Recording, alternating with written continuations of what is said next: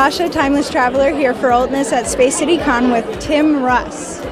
How are you? How are you doing today? Very busy.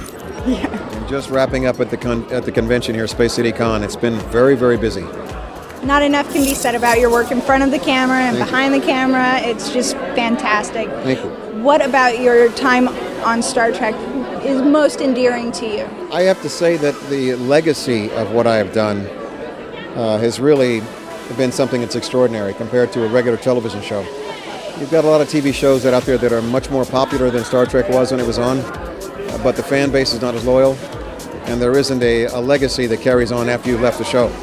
So here it's going on 17, 18 years, and I'm still going to conventions, still shaking hands with people who are fans, and being told that they really enjoyed the show and they watched it, and now their kids are watching it.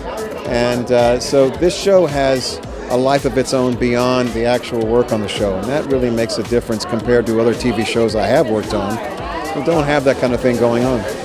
And I hear you're going to be reprising your role as Tuvok. How does that feel? I knew that it was going to happen eventually, in one way, shape, or form. And it's kind of cool because I can give him a little bit more seasoning since the years have gone by from the last time he was on. I can tweak his character a little bit, I can tweak his attitude a little bit, and that makes it more interesting for me. But otherwise, it's necessary in this particular case for the story. So I don't mind putting myself out there and putting the ears back on for that. And you're actually directing Star Trek Renegades, is that right? Yes. What is it like directing such a big expansion upon the universe?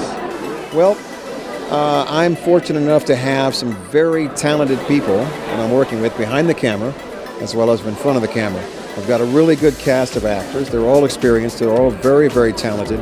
So I know that part of my job is going to be very easy. Developing the story takes some time and some revisions and all this kind of thing, and we'll be tweaking it even as we get right up to shooting. And the post-production on it will also take a while to get done. But because, like I said, we have a lot of people some of whom are just pitching in their time and talent to try to make this thing happen, I got to say that I'm very confident by the time we get it done, it's going to look really, really good. That's the main thing, is you always have to wonder, how is this thing going to come off being a low-budget science fiction project? You got to make it look sci-fi, but then you don't have a lot of money. How are you going to make that work? So everything is creating that illusion as best we can so that it looks real, looks good on screen.